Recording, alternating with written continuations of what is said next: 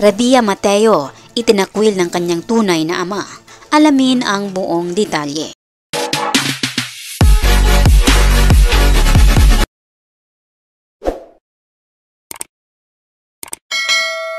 Magandang araw mga kaibigan, welcome back to our YouTube channel, Be Truth.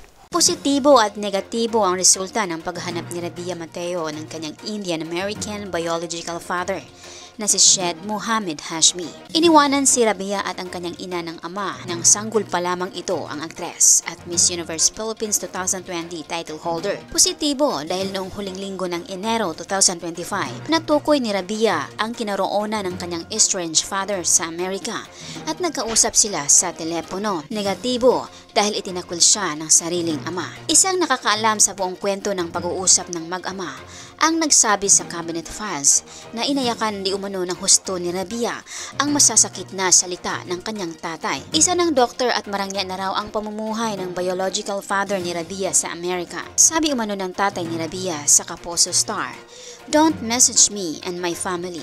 I don't care about you.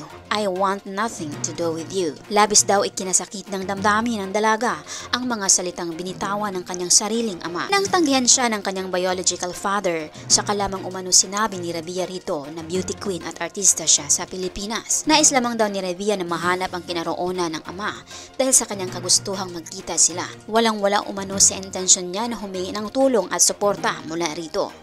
Sa huli, inunawa pa rin daw ni Rabia ang nagiging reaksyon ng kanyang ama.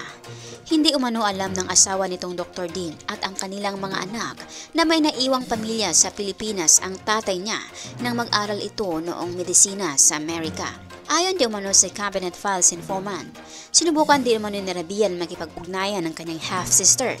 Pero hindi siya pinansin at hinarang ang mga mensahe ng aktres dahil galit nga di umano ang kanilang ama. Nasaktan man si Rabia, nagpapasalamat pa rin daw ang aktres dahil nagwakas na ang paghahanap niya sa ama at patuloy ang pagtakbo ng kanyang buhay.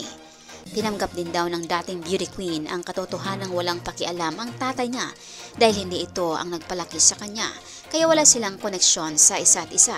Nangako rin daw si Rabia sa sarili, lalong sisipagan ang pagtatrabaho, ibubuhos ang lahat ng atensyon, panahon at pagmamahal sa kanyang ina at kapatid. Itinakwil man siya ng kanyang ama, hindi ito mabubura ang katotohanang tunay na anak niya si Rabia. Matibay na ebidensya ang mga larawan nilang magkasama ng sanggol pa lang ang aktres. Mga kaibigan, anong masasabi mo dito? Ano man ang iyong opinyon o komento? Welcome kayo dito. Maraming salamat po. Malakasang palakpak po sa inyong lahat. Marami pong salamat sa inyong pagbibisita at pag-effort na rin na magkomento. Pasalamatan din po namin kayong lahat naming minamahal na viewers. Nag-comment man po kayo o hindi, na-appreciate po namin ang inyong pagbibisita.